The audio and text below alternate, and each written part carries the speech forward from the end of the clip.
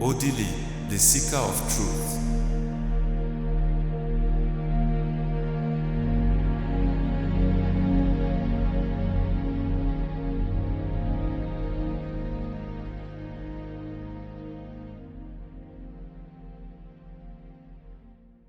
In chapter 1 of this series, we translated ecclesia from the Greek, meaning the church in English, as the assembly of people called out.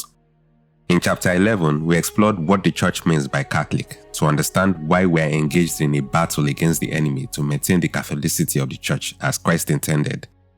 The church has plenty to say about why it is Catholic, but we will pick just one more paragraph from the Catechism on this topic. The Catechism of the Catholic Church, paragraph 831. Secondly, the church is Catholic because she has been sent out by Christ on a mission to the whole of the human race. All men are called to belong to the new people of God. These people, therefore, while remaining one and only one, is to be spread throughout the whole world and to all ages, in order that the design of God's will may be fulfilled. He made human nature one in the beginning and has decreed that all his children who were scattered should be finally gathered together as one. The character of universality which adorns the people of God is a gift from the Lord himself, whereby the Catholic Church ceaselessly and efficaciously seeks for the return of all humanity and all its goods, under Christ, the head, in the unity of his Spirit. The church was not initially called Catholic, even though this was always her inherent characteristic since the day of Pentecost, as intended by her founder, our Lord Jesus Christ. How then did Christians also come to be called Catholic? Jesus told his disciples to believe in him and the Father, that he was going to prepare a place for them, and afterwards would take them along to where he is. This is when Thomas said to him, "Lord, we do not know where you are going. How can we know the way?" And Jesus replied, "I am the way and the truth and the life. No one comes to the Father but by me." Jesus came to fulfill the Old Testament, and what he said to Thomas draws our minds to Isaiah chapter 40. A voice cries, "In the wilderness, prepare the way of the Lord. Make straight in the desert a highway for our God." The apostles were mandated to go out into the world to preach the good news and teach those who would come into the church what he had taught them. This is the groundwork for the Catholicity of the church. They were to preach the one message of Christ, not variations as they saw fit. The goal of all who believe in and follow Jesus is to go to heaven after life here on earth is over. Since Jesus is the way to the Father, members of the early church from the 30s to the 50s came to be known as followers of the way in Jerusalem. But Saul, still breathing threats and murder against the disciples of the Lord, went to the high priest and asked him for letters to the synagogues at Damascus, so that if he found any belonging to the way, men or women, he might bring them bound to Jerusalem. But when some were stubborn and disbelieved, speaking evil of the way before the congregation, he withdrew from them, taking the disciples with him, and argued daily in the hall of Tyrannus. About that time, there arose no little stir concerning the way. The apostles followed Jesus' teachings and examples and taught the church to do the same. When people live their lives accordingly, those who observe them will come to know that they follow Jesus and discover the truth. Jesus is the only way and truth that leads to the Father. Therefore, when someone else comes along to preach a different gospel, they should be aware of it and avoid them. To this, he called you through our gospel, so that you may obtain the glory of our Lord Jesus Christ. So then, brethren, stand firm and hold to the traditions which you were taught by us, either by word of mouth or by letter. The followers of the way were soon being called the sect of the Nazarenes by Jews and Romans who opposed them. A spokesman, Tertullus, who had come with some elders to lay their case against Paul before the governor, accused Paul, saying of him, "For we have found this man a persistent fellow, an agitator among all the Jews throughout the world, and a ringleader of the sect of the Nazarenes." They were called the sect of the Nazarenes because they followed Jesus of Nazareth. Between 35 and 45 AD in Antioch, they were referred to as Christians. So Barnabas went to Tarsus to look for Saul, and when he had found him, he brought him to Antioch. For a whole year, they met with the church and taught a large company of people, and in Antioch, the disciples were for the first time called Christians. The gospel had spread beyond the Jewish communities into Gentile territory, and as the followers were no longer just from Jerusalem, the term, the sect of the Nazarenes, was no longer apt. It was more fitting to call them the followers of Christ, Christians. It started as a derisive nickname, but was later normalized.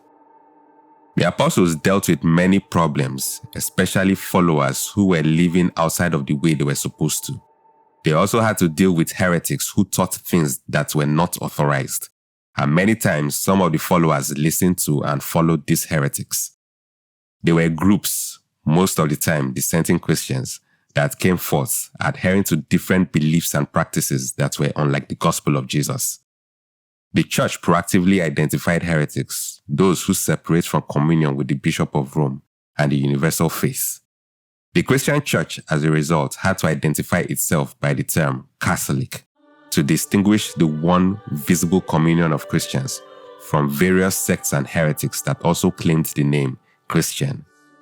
The first recorded use of this term is known to be in Ignatius of Antioch's letter to the Cyprians in 107 AD. The term was probably in use earlier, as he used it as though the people he was writing to were already familiar with it. See that you all follow the bishop, even as Jesus Christ does the Father, and the presbytery as he ruled the apostles, and reverence the deacons as being the institution of God. Let no man do anything connected with the church without the bishop. Let that be deemed a proper Eucharist, which is administered either by the bishop or by one to whom he has entrusted it. Wherever the bishop shall appear, there let the multitude of the people also be. Even as wherever Jesus Christ is, there is the Catholic Church. It is not lawful without the bishop either to baptize or to celebrate a love feast. But whatsoever he shall approve of, that is also pleasing to God, so that everything that is done may be secure and valid. Ignatius was a disciple of St. John, one of the original 12 disciples of Jesus. In this letter, we can infer that Ignatius emphasized unity under the bishop, notably the Bishop of Rome, warning against division and heresy. Therefore, to follow the bishop is to follow Jesus, the only way to the Father. Wherever the Catholic Church is, there is where Jesus is present. Therefore, the followers must be wary of those who claim to be Christian, but follow a different teaching. Ignatius used the word Catholic, not as an innovation to describe the nature of the church, but as a familiar definition. It defined what Jesus intended it to be one as he and the Father are one. It was used to distinguish the Church of Christ from schismatic sects. From the Greek Catholicos, according to the whole, the church was not regional or tribal. It was one, holy, apostolic, and universal. St. Irenaeus of Lyon, in 180 AD, also emphasized the Catholicity of the Christian church in his book, Against Heresies. He said, "For it is a matter of necessity that every church should agree with this church in Rome, on account of its preeminent authority, that is, the faithful everywhere, inasmuch as the apostolic tradition has been preserved continuously by those faithful men who exist everywhere. The church, though dispersed throughout the whole world, having received the faith from the apostles, guards this preaching and faith." Irenaeus of Lyon countered Gnosticism and other heresies by citing apostolic succession in Rome as the doctrinal anchor. St. Augustine fought the Donatists who claimed that only pure clergy can confess sacraments. He declared, "The church is holy not because her members are sinless, but because Christ is holy." He championed the Catholicity of the church as it is spread throughout the world and not confined to a single region, unlike the Donatists who claimed to constitute the one true church. He also said, "The very name Catholic, which, not without reason, belongs to this church alone, although all heretics wish to be called Catholic. When a stranger inquires where to find the Catholic Church, none of the heretics dares to point his own chapel or house." St. Jerome, who translated the Bible into the Latin Vulgate, also fought heresies with his pen.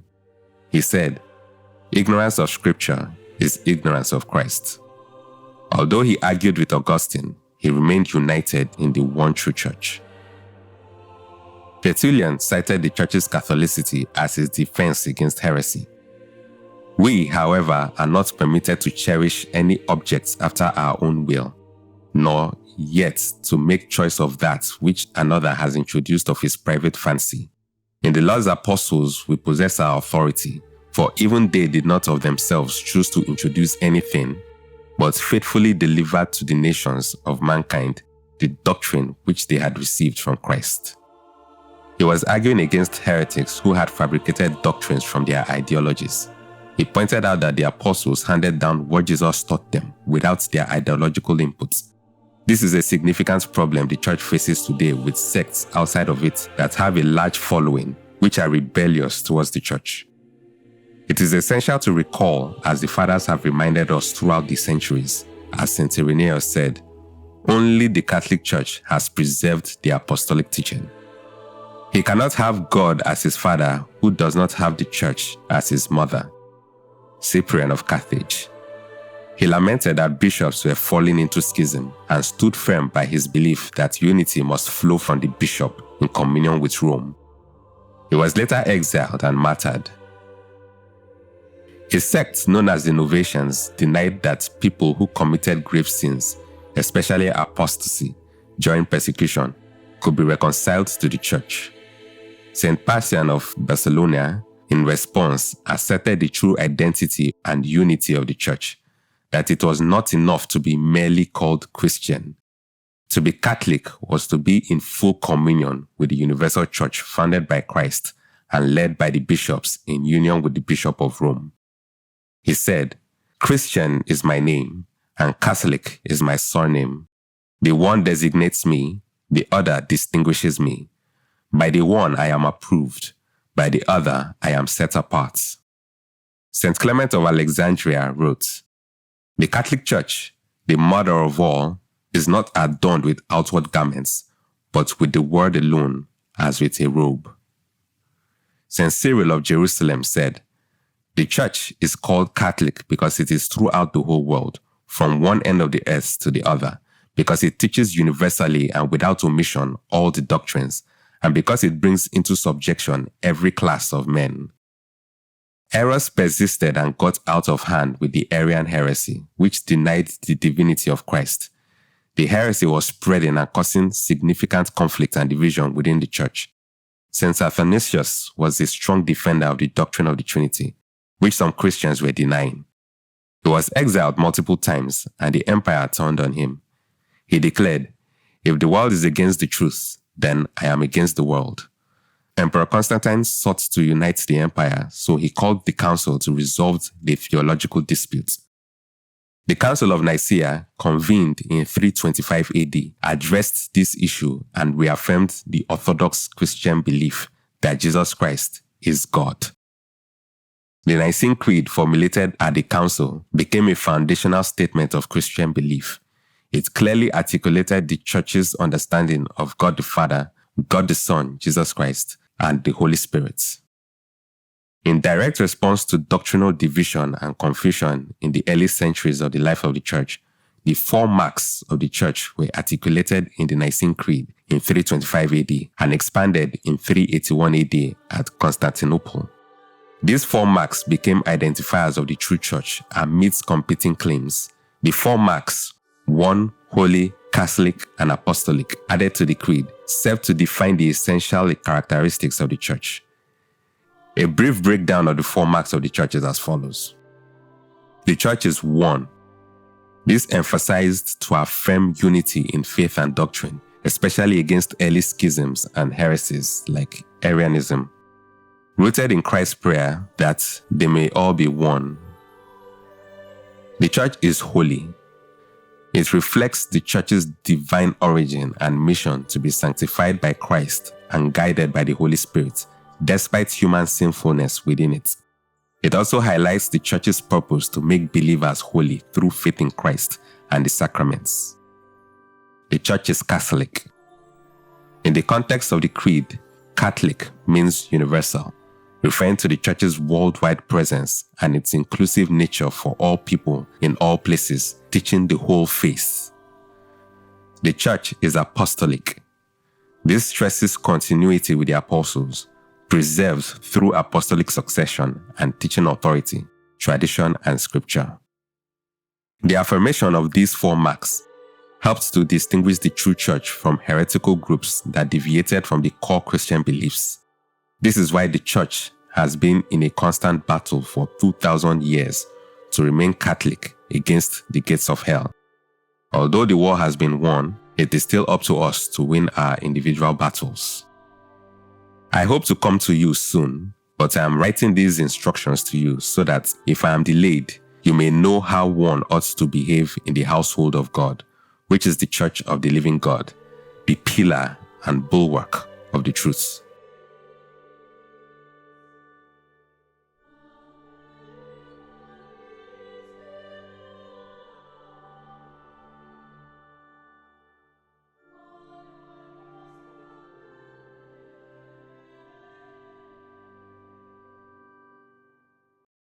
Odili, the seeker of truth.